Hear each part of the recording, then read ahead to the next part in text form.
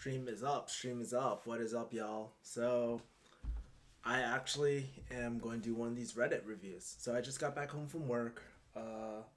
Didn't work out. I had to shit really bad. It's all good. I'm human. Shit. Um, got the chicken bone broth right here. So, so I thought it was pretty interesting. Recently I saw this Reddit article, and I'll pull it up on my screen right here. Gotta do the mother setups right here. Window capture. Cool. So move this up. Perfect. Actually, I'll move this over here. My webcam.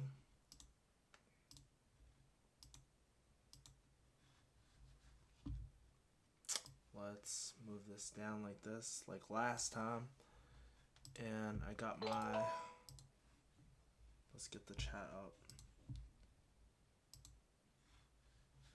What up, butter and jams? Hey, good evening, mother people. Yeah, why does it take 1 to 2 hours, lol? It's a good question. I think us pharmacists a lot of time we go through this like problem of like the thing about pharmacy, it's kind of hard to explain. Like, one of the difficult part about pharmacy is that it's on the surface it seems very simple, but in practice it's actually very complex.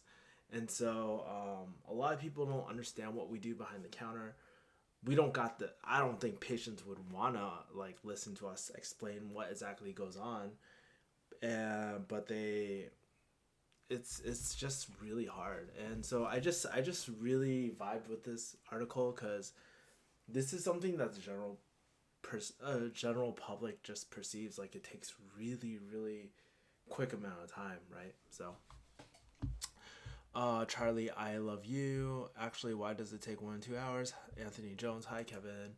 Safwan, what's good?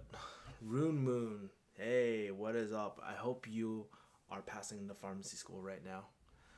Kevin, one quick question before I sleep. And ask away. But are there any fields of pharmacy that involve sports? You know what? That's a good question. I don't really know. I mean, that would be a really cool niche though. If there was like a field of pharmacy that was, because they have sports doctors, they got ER pharmacists and stuff, like people that do acute care. So I wouldn't doubt that, there's some sort of profession for, I guess, like certain sports and stuff. Dude, we got a full ass house today. Holy shit. Hey, DJ Zealous, what up? Let's see. Okay. Great. It sounds like we got quite a bit of people. Let me check my live dash really quick.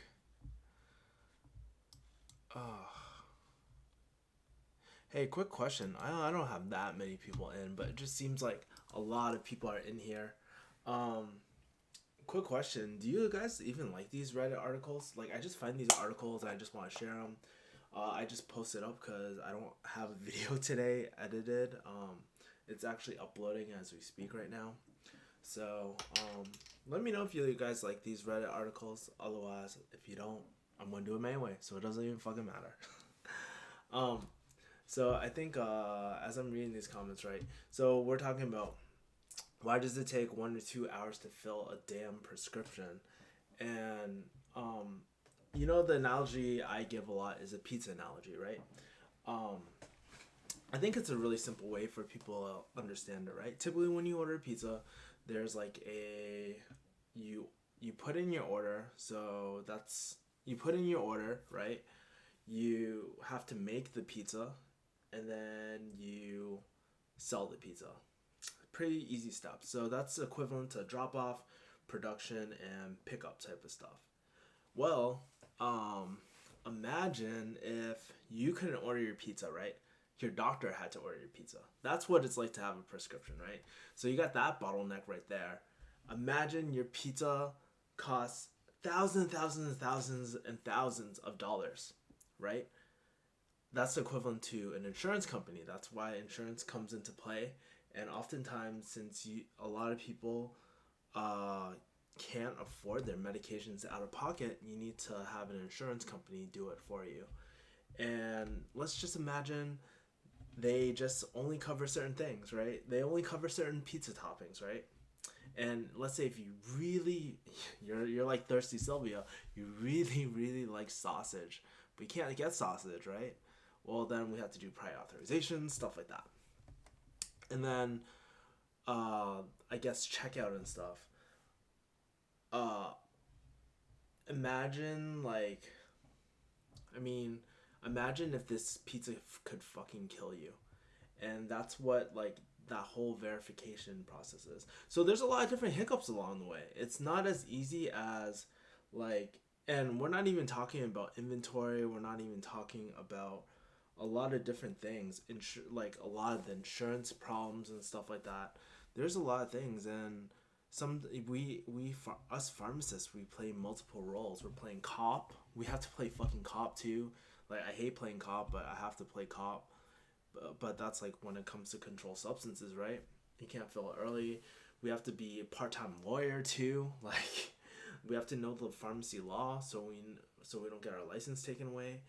There's a lot of different things, and I all this stuff. I'm not even talking about the clinical initiatives, and then there's the whole art of selling.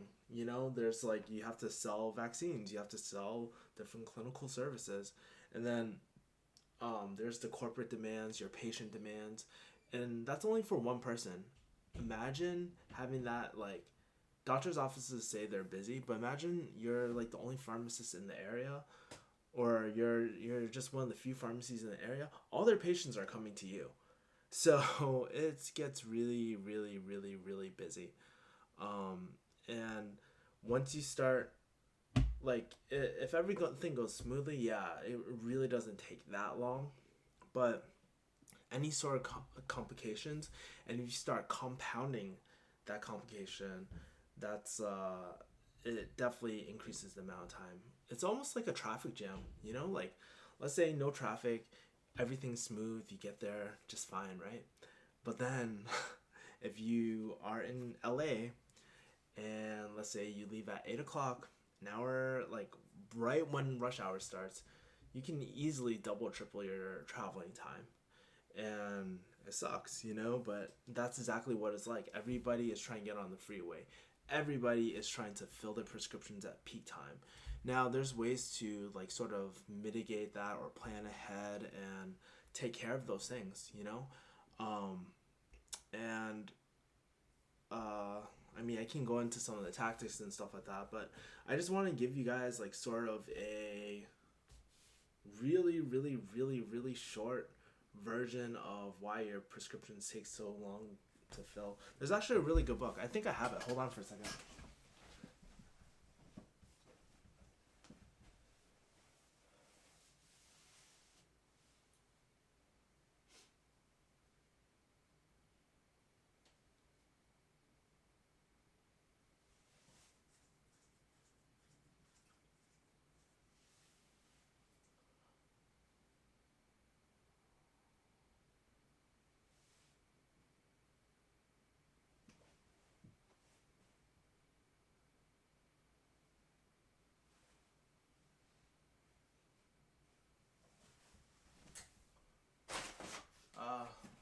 Fuck it. I can't find it, dude. But yeah. Let's take a look at the comments because I've just been talking. Um, yeah, it's great for discussion. Love them. Would it be safe to say pharmacy is easier in medicine in terms of getting a program and graduating? It's hard to say because I didn't go to med school. And it's totally different as well. Yep, I like the Reddit articles. Okay, dope. I have a question. How much education or certification do you need to have to work in a pharmacy? For example, a pharmacy technician. Um, well, times have really changed, and it depends what state you're in. Like when I first started working in Massachusetts, at the time you could be a trainee, and like you didn't even need any experience. I just walked in the pharmacy and just started filling. And like if you work for a corporate company, you'll learn about HIPAA and all this other sort of stuff. It's a really, you learn on the job a lot of time. And then after I hit my 500 hours, I had to become a registered technician. So I had to take an exam, which was wicked easy. And then I had the choice to become certified. Now every state is a little different, so check your state laws. I obviously do not know what it's like to be a technician in like North Dakota.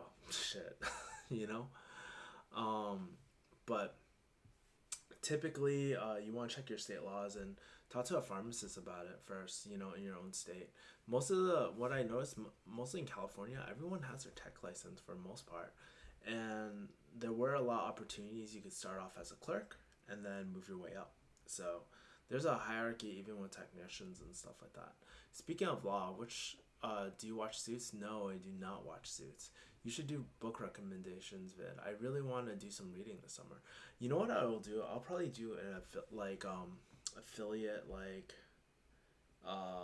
recommendation type of thing. Maybe I'll do some book reviews on Refugee Hustle, and post like an affiliate link so y'all can support me, and we can get some money into the Refugee Hustle. And I think it'd be really cool. Like, I can tell you, I have so many books. Like, I have like 2 bookcases worth, and I have like more books over here. So I love books. They're a really great investment. I don't recommend you to buy as many as me, and maybe I'll do a few giveaways. Who knows? Shit. you know. But anyways, back to article. So I think some of the comments were pretty damn funny. Um, so Kibibwas was like, if you're the only person in pharmacy, it doesn't take long, which I totally agree with. I 100% agree with. There's data entry, inputting insurance, counting medication, putting in a vial, and verifying, make sure that doesn't fucking kill you, right? Shit. People forget about that. Like, why would you rush your pharmacist?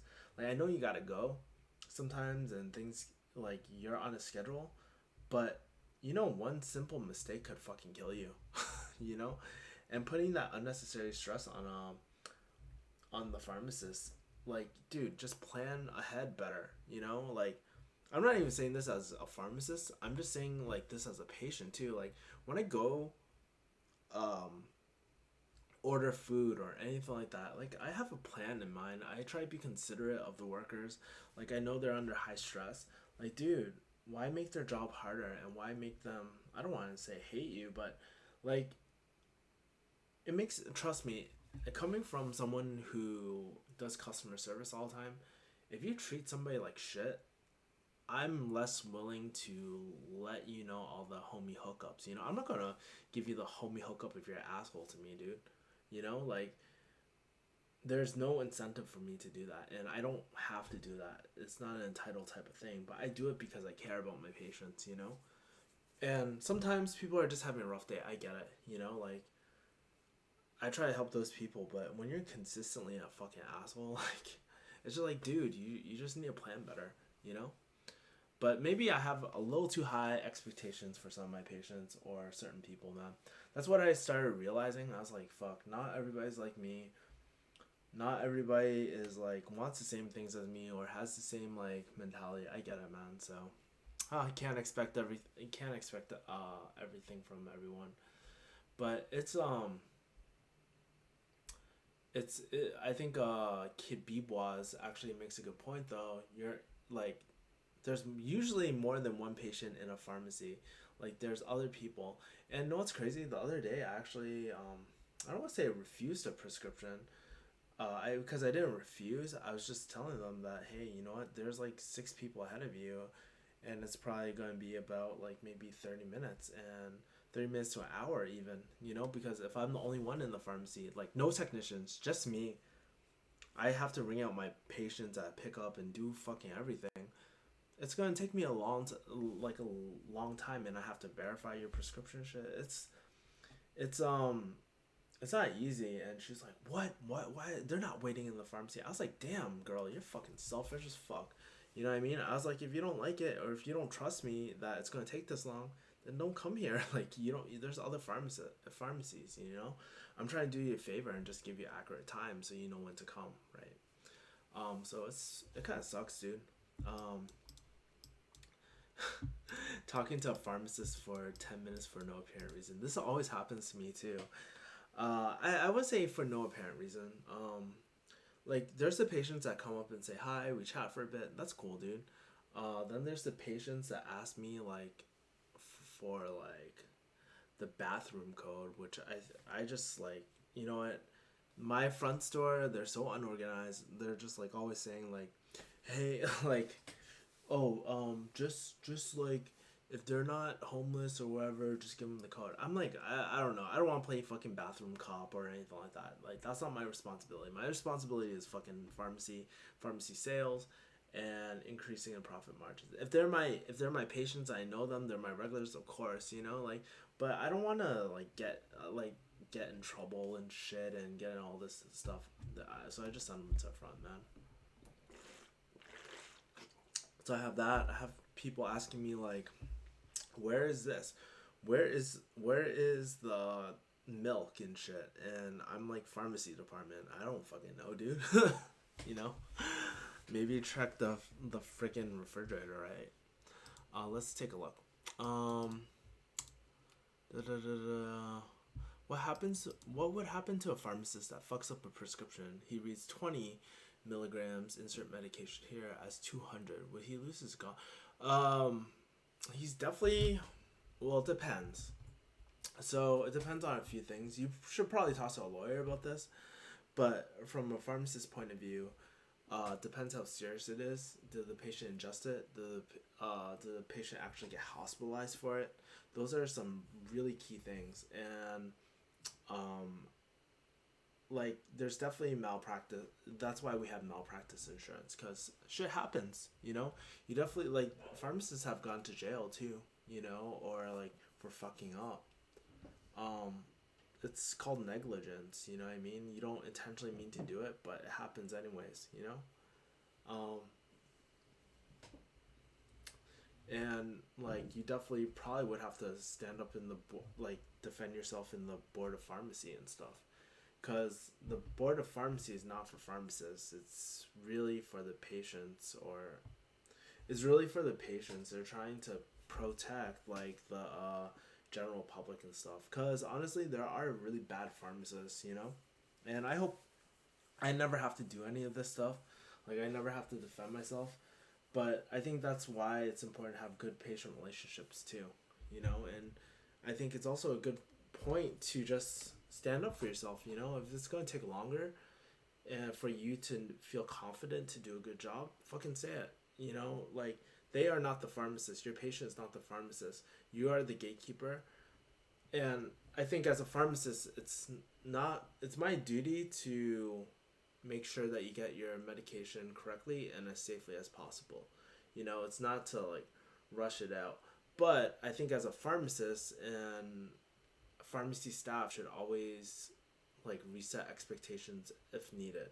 You know, like you might, like if there's a lot of complications, it's hard to give an accurate wait time, but you can update them along the pipeline and just give them a heads up of what exactly is down the line and with a rough estimate, you know. And if it takes a little longer, just let them know, you know. So most people are pretty cool about that, and most people are very understanding, you know. I just like to break down things for people so that they have a realistic expectation, you know. So it builds trust too, you know. Have I ever went off on a rude customer? When I was a technician, I did. It was really bad. I punched him in the face, motherfucker. No, I think like he made some like, I was hella offended. So this one guy, he came up to my pharmacy when I was with CVS, and then I didn't even say anything yet, and he just looked at me. He saw I was Asian, and this person was like, this person automatically was like, can I get somebody that actually speaks English here? And then I'm like, the fuck? Like, dude, I'm American. I'm probably more American than you. I'm probably more fucking educated. I'm probably more well spoken than your ass. So go fuck yourself, dude. And then it was like crazy, like, cause all of us were Asian, and he was just like discriminating against us. But the more I learned, like, that was when, I don't know, I was like 18, 19 maybe. But and that stuff doesn't really bother me anymore. If a patient were to do the same thing, I'm like, hey, you know what, dude, you're allowed to think whatever you want. This is America, you know. But why would you choose, if you don't trust us Asians, or if you don't like Asians in the pharmacy? Why do you choose to come here? You know, you have all these other competitors out here. Dude, you look like a fucking dumbass for being like, oh, I don't like Asian people filling my prescription. Well, like, dude, you chose this pharmacy. Why even step foot in here then? You know? It's like retarded, dude.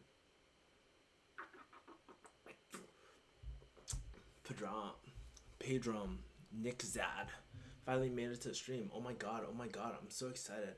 I don't know if this is really exciting, you know what I mean? But, yeah, cool. Finally, I can ask Kevin some questions.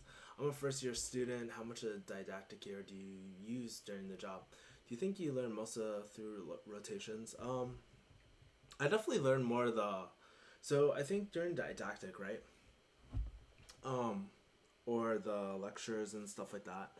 Like, you learn pretty much everything, you know, all at once. Not all of it is going to be useful later in the future. Like, there's a lot I don't remember. And when people say stuff, I'm like, oh, fuck, I barely remember this shit. But I think rotations, what they help do, they emphasize the most important points, you know, because you're using it in real practice, you know? And people always talk about the ivory towers of pharmacy, you know what I mean? And not being like, and like saying that schools aren't in touch with actual pharmacy, you know? And so, like, I don't know, like, I think rotations definitely emphasized a lot of key points. Like, I learned a lot about QTC prolongation, renal dosing, stuff like that. Um, yeah, and I just learned a lot like that, you know? But yeah, I guess it depends on your learning type too. Like, feel like I learn better hands on, for sure.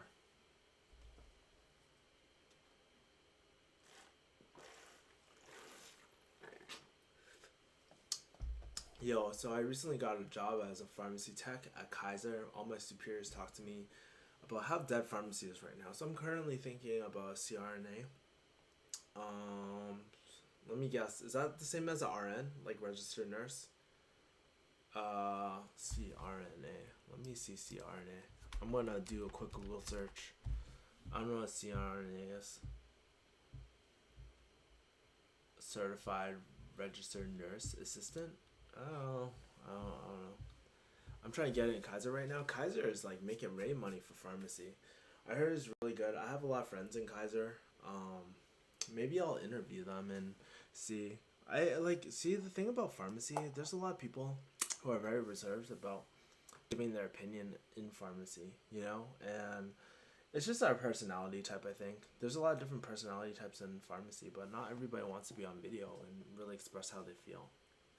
Certified registered nurse. Oh, anesthesiast. Yeah, they make a shitload of money. Like, I heard that they make 200 to 300,000, and they make a shitload. But you also gotta ask yourself, why are they getting paid so much? And I think honestly, it has to do with the liability. Because whenever you're dealing with like anesthesia, like I can't think of the word, but it's a very fine line of putting them to sleep and then really putting them to sleep forever. You know what I mean? It's really not that hard. So you're dealing with high liability, and that's probably one of the reasons why you are like you get paid a lot. I had a few friends in pharmacy school, like in the nursing class, that were actually interested in it, but I don't know where they are to this day, dude. um, Gotta go. Thanks for stream. Yeah, Kevin Yee. I get paid 27 an hour at Kaiser, but it's really, really hard work. Of course, yeah. They don't pay you for nothing, you know? Like, when I call Kaiser and stuff, they're always hella busy. I heard it's like a CVS sweatshop there, too.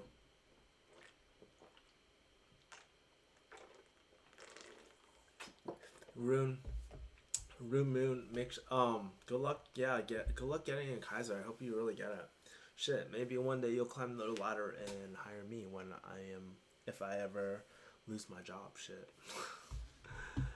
um, yeah, but back to the Reddit. Um, in pharmacy as well as general life, you're not aware of people does not mean that other people do not exist. Yeah, that's true. I think it's not only with pharmacy. I think a lot of the time, like people forget to be considerate of others, and they forget to put themselves in other people's shoes. You know what I mean? Sometimes I get really pissed off. I just try to understand another person, and I don't think it necessarily makes me feel better, but at least like you develop more of an understanding, and you don't get as mad as at them, right? Like sometimes I'm just like shit. Like people don't when people are so impatient or like pissed off, like especially if I'm the only one in my pharmacy, like and I'm on the phone, I'm doing this and that, like they don't even show any sort of like compassion. They're just thinking about themselves all the time. And I get it. You know, you're a patient, you're the customer, you don't want to wait. But we offer so many different solutions for you. Like I have delivery, I have like, pickup dates and stuff like that. Like there's so many fucking ways I can like give you your medication, but like because you don't want to prepare ahead of time, or you don't want me to help you with that sort of stuff, like then I can't help you. And honestly, that's why you wait probably, you know. Um what makes a pharmacist stand out? Does the ranking of the school make a difference in hiring process? No. I think honestly, when it comes to it, it's really based on your drive and your previous success, you know, and how you handle unexpected situations. So when you go into your pharmacy interviews, they're always going to ask you for stories, and you should always have stories lined up. You know, don't be surprised. They're always going to ask you like, tell me a time where like a patient was upset and how you resolved it, or tell me a time where they're not going to ask you basic questions like, what do you think your biggest strength is, or what do you think your biggest weakness is? Like it's usually that doesn't really say that much. They want to see what you actually do, you know, or like tell me a time where you had to work on a team and how you led a team, stuff like that. They're kind of general, but they're more leadership, like why questions. You know what I mean? So I think the further you get and the more proactive you are in your pharmacy, the easier it is to answer those future questions, right? Um, do you need a license to practice medicine to be an anesthesia? Hell yes, dude. That's high fucking liability. You don't have to like so you can be like a doctor and do that stuff, but you can also be a nurse from what I understand. So man, I just know they make fucking bank. You know, they do very, very, very well. What if you don't have any farm experience when they interview you? You will. You know, like you're gonna have some sort of farm experience, like whether it's through pharmacy school, like rotations and stuff like that, and talk about stories then, or talk about stories when you collaborated on like a health fair or something like that, like for your Asian club or some shit like that. You know what I mean? Like you do what you can. You try and make really interesting stories and just tell them. And I think another important part of interviews is just be truthful. Like don't fucking like part of it is like a game, you know, like you want to be truthful, but but you want to deliver it well, as you know. You don't want to I I'm like getting tangled up in my words. What I'm saying is there's two parts of it. There's the real answer, and then there's the more formulated answer, you know? And if you can mix those two things together, that's the perfect answer. Okay? Yeah. Hey Kevin Yee, so I actually have a job interview at Kaiser tomorrow. I'm trying to get a higher job there. And one of the inside employers gave me some questions that they might ask me if I could run them by you. Sure, that's fine. Do you ever need to deal with violent or aggressive customers? Aggressive, yes. Violent, no, because I can handle myself. You know, uh, I've never like worst case scenario. I just like turn down a patient. You know, I'm just like, sorry, you can't. We're not gonna be able to fill your prescriptions here. You know, like you need to calm down. Like I'm talking to you very calmly, and there's no need to swear and like get violent with us. You know what I mean? Like like if you continue, I'm gonna have to call security, and I really don't want to do that, but you're really forcing my hand here. You know. So usually they'll be like kind of pissed off, and then they'll cool down. You know, because worst way to respond is with more anger. Be like, "Fuck you, you fucking bitch." You know. Imagine how that's gonna go down. Not too well, right?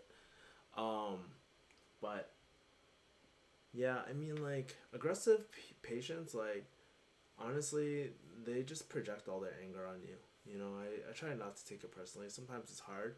It's easier said than done, but it's just like whatever, dude. Like at the end of the day, it's not a reflection of me as a pharmacist. You know, I try to do my best. Like I think I come to that point where like I try to do my best with what I have, and sometimes like there's nothing else you can do. You know, I've been in those shoes where like fucking all four of my phones are ringing. I have a line of patients at drop off and pick up, and like I'm by myself. And what am I supposed to do? You know, you just have to prioritize, do your best, tell patients that hey, you know what, sorry, I'm just on the phone right now. I'll be right there. Stuff like that. If they don't like it, well, it's the company's fault for not hiring, like giving us more hours and stuff like that. There's nothing I can do about that. You know, I just really try my best, and that's that. You know. What do you think is the most important Oh, what do you feel is the most important aspect as of a job as a pharmacy employee? Mm, that question is actually asking like, uh, what is the most important aspect of a pharmacy employee? I think honestly, like, okay, so if I was answering it, I would probably say like from a managerial point of view, because I am a like pharmacy manager and stuff. I would say trainability and being able to coachability, if that is even a word. You can probably find a better word, but I think that's one of the most important attributes as a employee. Like someone who's trainable, someone who like understands. I don't want somebody. The worst type of people is when you give feedback to like someone and they just like take it way too personally. I've had these like technicians that like they're like, "What do you mean, blah blah?" They get all defensive and shit. I'm like, "Chill, dude. I'm just like I'm not trying to harass you or anything like that. I'm just like, hey, you know what? This is what I like to do. Like I just like maybe I like to open up a certain way. I like to ask like for flu shots this sort of way, you know, and they take it all the wrong way. They think I'm attacking them. And like me, like dude, you guys have seen my videos. I'm not that I'm pretty understanding, I would think, with most people. You know what I mean? But then they get all personal and shit. So I think coachability is a huge thing because we all have those stories of technicians being insubordinate, and I don't even like that word, but like they have attitude problem. You know what I mean? Like, dude, just like I hate pulling rank. Like I think that's the worst thing you can do. Just being like, I'm the pharmacist, I said so. You know, that's the worst thing you can do. But I think as a leader, like it's really important to really communicate why you're doing something. Like, hey, you know what? I'm doing this because I really want to hit our clinical sales goal, so we get our fucking $1,500 cash prize or whatever. You know what I mean? Like, there's a reason. There's a rhyme and reason for everything I do, and I think once you start really like kind of talking your employees through like the logic of why you do certain things, the more trust it builds, and they realize that you're not doing it for your own selfish needs. You're doing it for the team, right? So